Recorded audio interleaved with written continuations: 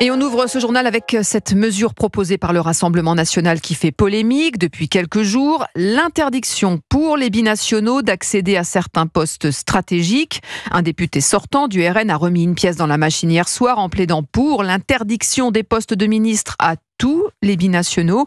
Emmanuel Macron s'en est mêlé avant que Marine Le Pen ne calme le jeu ce matin sur Europe 1, Arthur Delaborde. Oui, pas de binationaux au gouvernement. Cette proposition du spécialiste des questions d'éducation pour le RN, Roger Chudeau, a provoqué un tollé immédiat à gauche et dans la majorité. Emmanuel Macron a lui-même réagi tard hier soir depuis Bruxelles. Pouvoir dire cela aujourd'hui, c'est une dissolution des esprits et des consciences. Et je ne m'y résoudrai jamais, quoi qu'il arrive.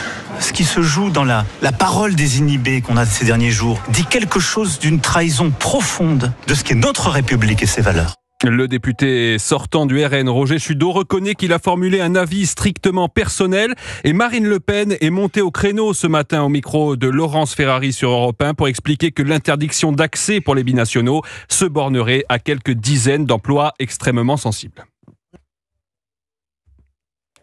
Marine Le Pen, qu'on entendra peut-être plus tard. Elle laisse entendre en tout cas que des sanctions seront prises contre Roger Chudeau.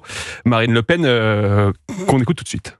On a été beaucoup attaqué là-dessus. C'est assez malhonnête puisque justement ça existe déjà. Mais ça ne concerne que une trentaine de postes, pas plus. Et bien entendu, ça ne s'applique absolument pas à des postes d'élus ou à quelques autres postes que cela. Donc ça veut dire que vous désavouez M. Chudeau, oui, clairement, oui. Rassemblement national. Oui. Voilà Marine Le Pen qui laisse entendre que des sanctions seront prises contre Roger Chudeau, qui était pourtant cité parmi les potentiels futurs ministres de l'Éducation nationale. Elle explique qu'à 2 jours du scrutin, il était trop tard pour lui retirer l'investiture RN. Merci Arthur Delaborde du service politique d'Europe 1.